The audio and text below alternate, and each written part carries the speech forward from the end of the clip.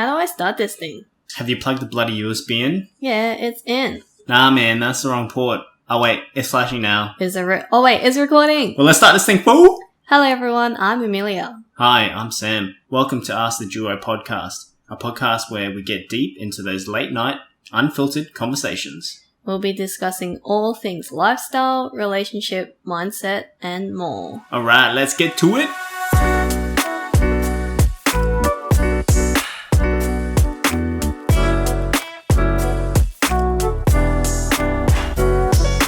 And we're back into double-digit episodes. Yeah. How do you feel? It's been an interesting experience. I think we've learned... Experience? Yeah, I think we've definitely learned a lot about the whole podcast thing. It's definitely interesting. Yeah, and obviously we're still learning and progressing, so it's definitely a good, fun experience as well. Yeah.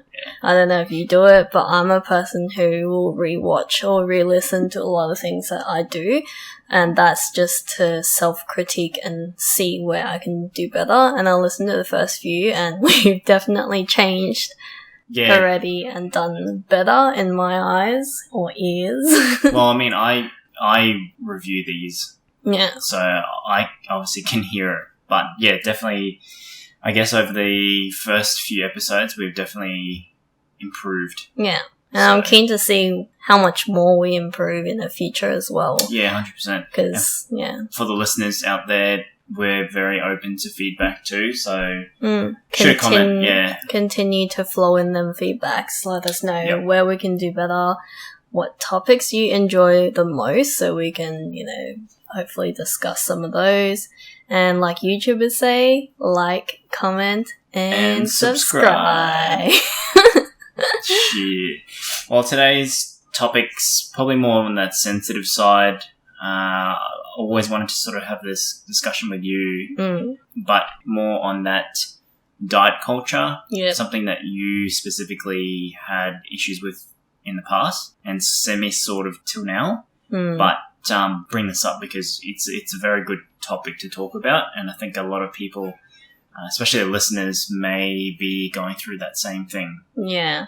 I think if you wanted to discuss this with me a few years back, I would have avoided you at all costs and be like, no, I don't know what you're talking about. I'm not dieting. I'm not doing any of this, in total denial. But where I am today, I am really passionate about this, actually. I think I want to let this known to people. So, yeah, I definitely fell down a rabbit hole of diet culture. And, yeah, I'll just go through a brief timeline of what happened. Because for the people out there, we're both really fanatics. And we really do enjoy fitness. Like, we're not doing it for looks and all that, which I'll get into for my side of things. But yeah, we just enjoy working out. It's a hobby of ours. But I did fall into a deep, dark rabbit hole. So I'll break it down and then we'll talk about each stages that I went through. So it was going from before I even started into working out in gym and all that, maybe around high school and even primary school and all that.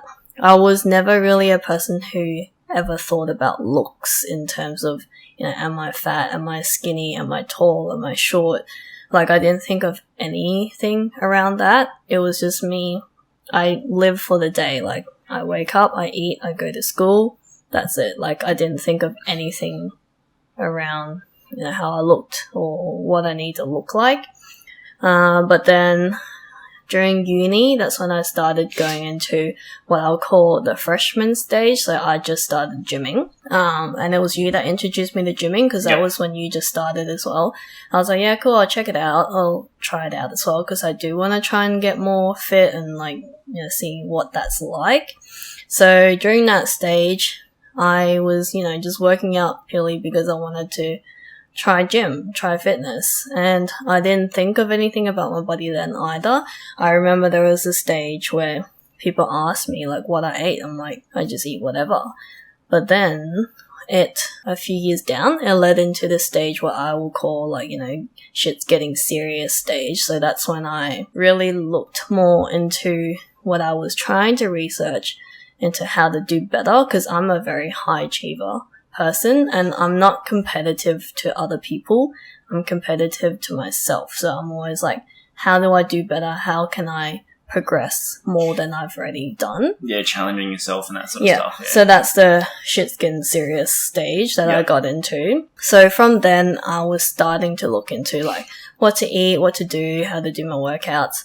So that was maybe the start of when I started to get into the rabbit hole. But then I actually got into the rabbit hole stage where, I just got stuck into this circle where I had bad mindset about working out. I was feeling guilty about not going to work, like if I missed a workout, and also had a bad cycle of just how I ate, which we'll dig into later as well.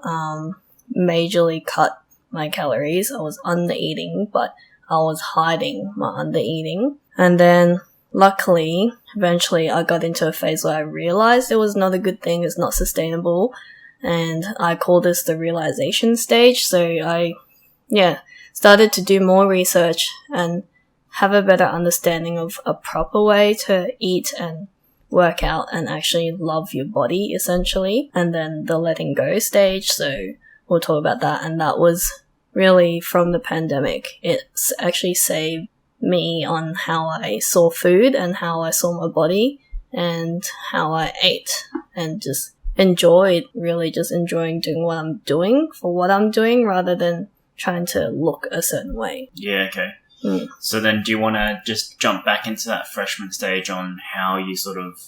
how that began and... Yeah, so the freshman stage was pretty simple. Like I said, I was just getting into fitness and then realizing that I really enjoyed it. And I was really just working out to really learn the whole thing about gym, because I didn't know how to use the equipment, and you guys knew, like you and your friends went, so I went with you and your friends, and I was learning how to use equipment, how to do deadlifts, how to do squats and all that. So at that stage, I think that was me purely being me, like just really enjoying what I'm doing and didn't care about anything at all. Like looks didn't matter to me, what I ate didn't matter to me. So that was my freshman stage. It was quite straightforward. There was really nothing to it. But a few years down, I think maybe 1 or 2 years later, that was when I got into that shit's getting serious stage. So that freshman stage, were you just...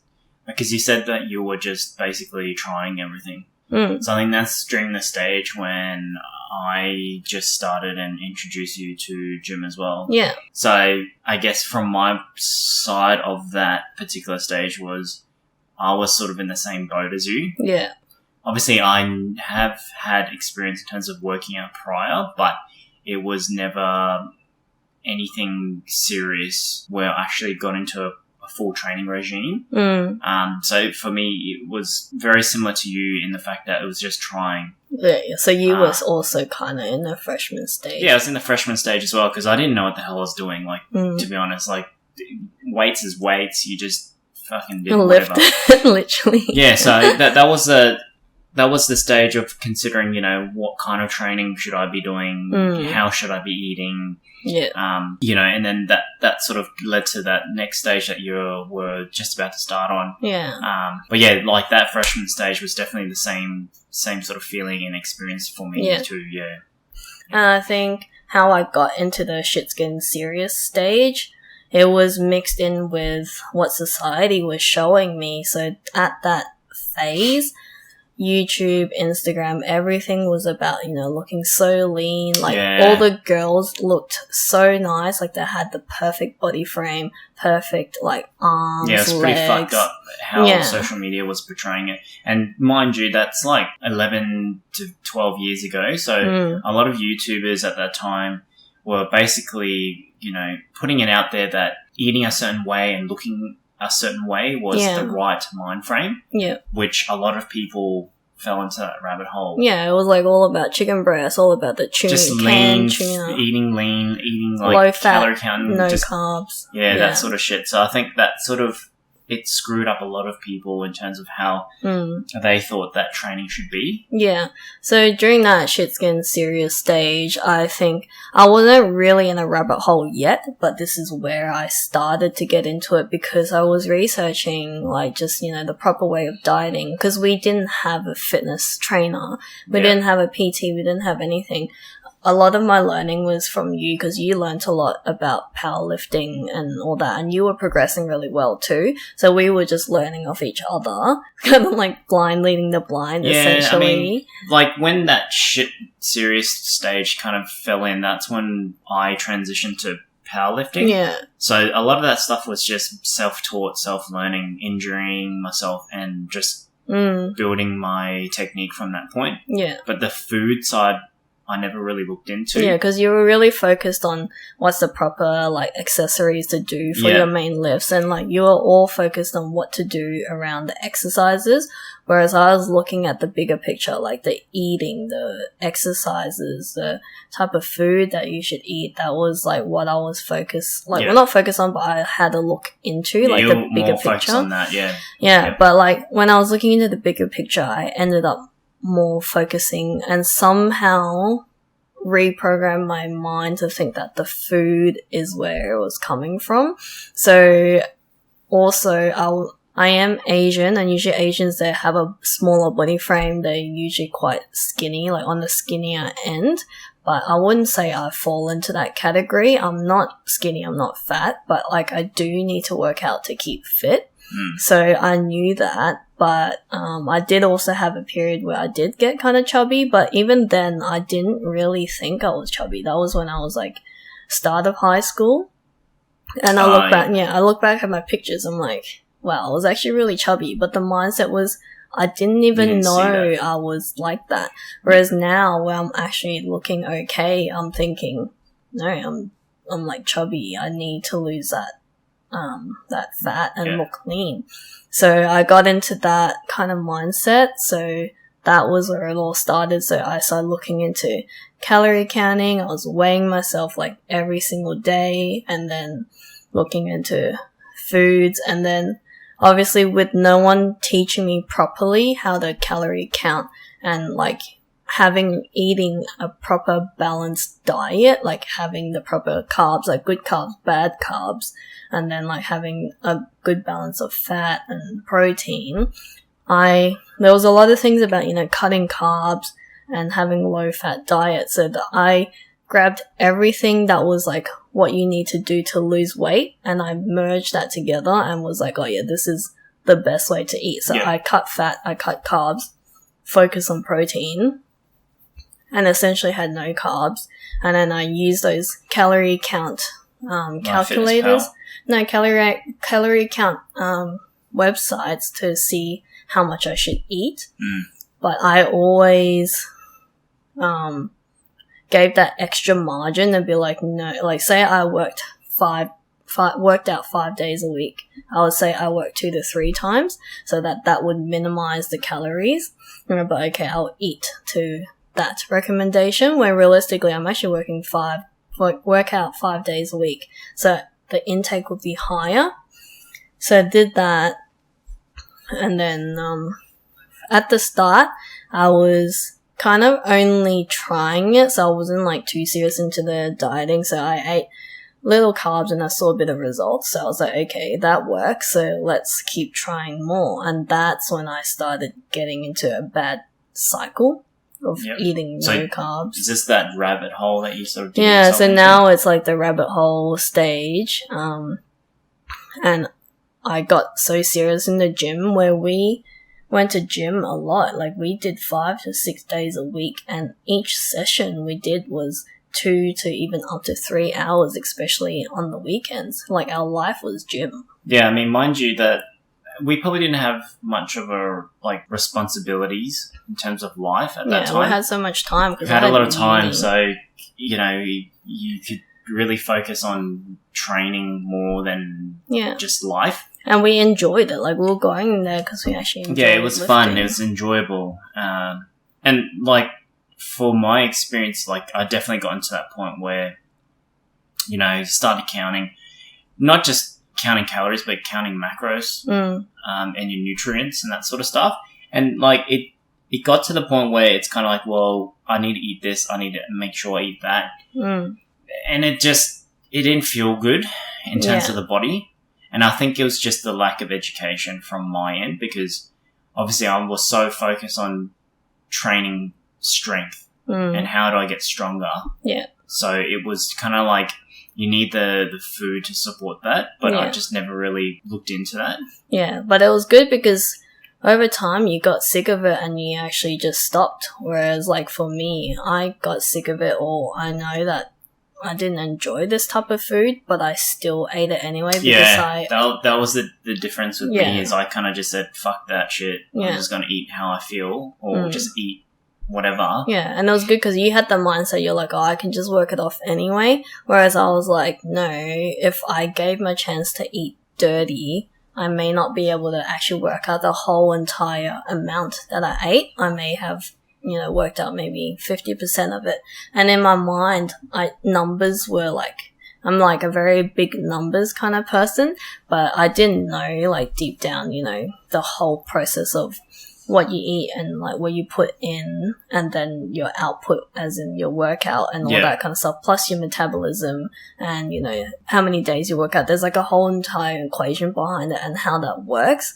But I was just purely thinking, if you eat this much, you have to work off this much, and it has to be like a, what's it called, breaking even point. Yeah So that's how I saw it, but that's not how it works. And then, I just majorly just kept cutting, and but the screwed up part was I didn't tell anyone that I was doing this. I think even I didn't know myself that I was going into this rabbit hole, but then once I was in it, I still didn't tell anyone about it. And it's even more screwed up because you didn't know that I was doing that as well. Cause like I asked you this a few years ago when I finally kind of came to the acceptance. Yeah, I came to the acceptance that I was doing this kind of thing, and you're like, no, I didn't really realize. Yeah, because even from my side, I didn't know that you were getting into that real serious moment. Though I did see that you were getting a bit too obsessive when it came to the food. And every time I would go out, it's like, oh, what count is that, or what's this and what's that? Well, it was more like I was like, oh, I don't want to go there, and you're like, why? Like, and besides the food side, I mean, you were getting quite sick, and like there was a solid period of like 2 to 3 years where you were always consistently getting sick. Yeah. For small things, and it just didn't make sense. Yeah, it was really bad because I got sick quite a lot throughout the years, like sick as in I got the flu, I coughed like really bad, and then we did go on a lot of end of year holidays with your friends during that period as well, and every single holiday I spent most of the time just coughing my lungs out and being sick, and I couldn't even enjoy the holiday because I had to stay in bed, and that was the whole entire holiday gone. Yeah, but I mean, not just that though, like there were multiple times where you would have random reactions where I had to take you to hospital. Yeah. So it was definitely a period where it was pretty stressful, to be honest, because it's like, well, we don't know if you ate something or you did something and you'd react a certain way. Yeah. So yeah, it was definitely a pretty shit experience. Yeah, and that's a biggest example of, you really need to love your body, because if you don't treat it the way that it should be treated and you're just doing things for the sake of, either looking good or whatever it is, even though if it doesn't make any sense to you, your body will give it back to you in a way that you just won't understand. You'll be like, why is it doing this? Why is it doing that?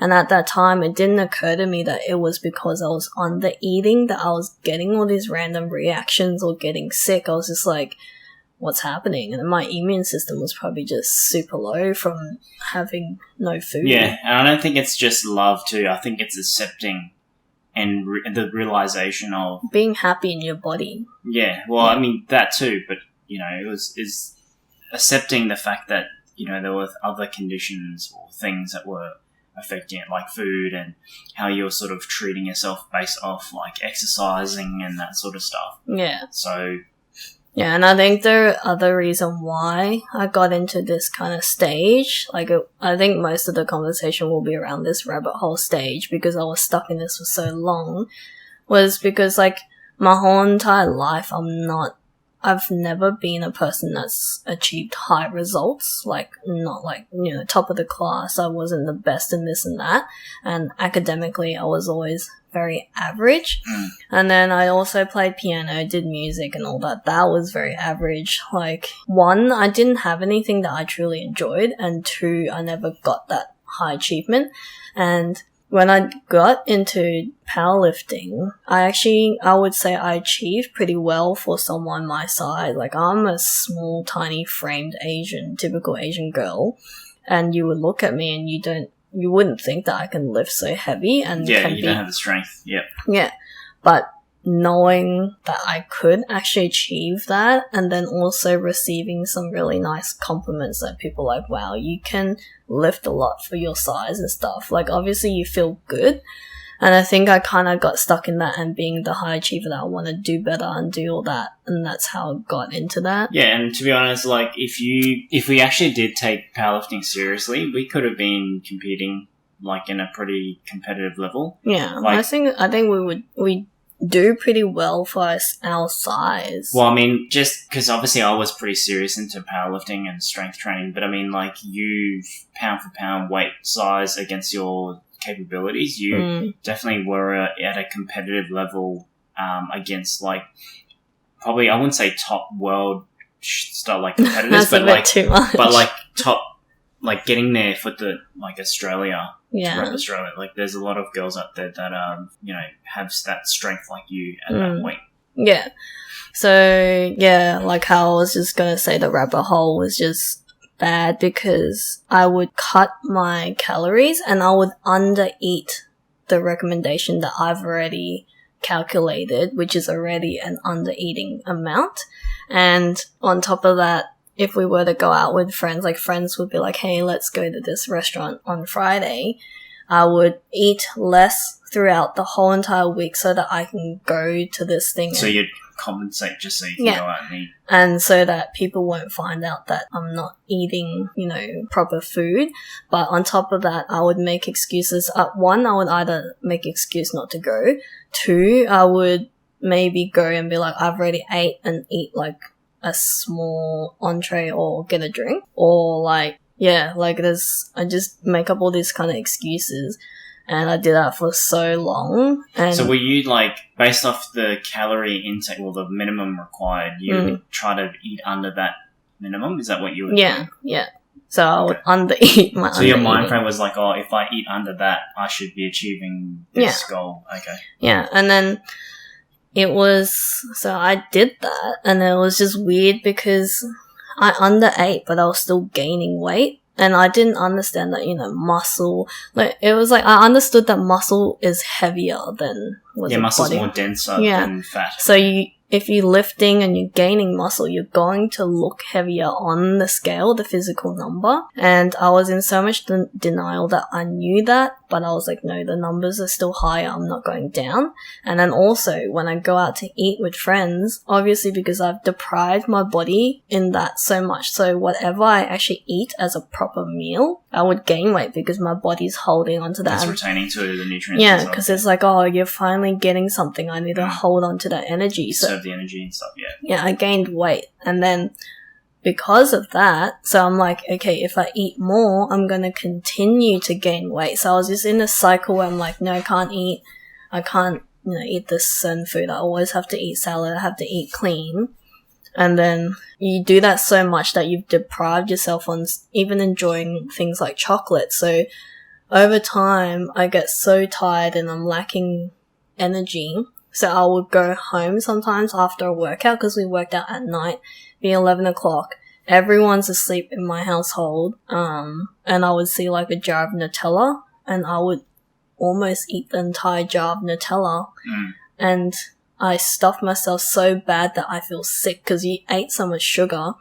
And you feel bad because you just ate back maybe 3 days worth of your stuff, Yeah, and I'm like, now I gotta work it off again. And then I gotta eat less because I'm trying to, make sure I'm within that calorie intake that I'm eating. Yeah. Like for the week.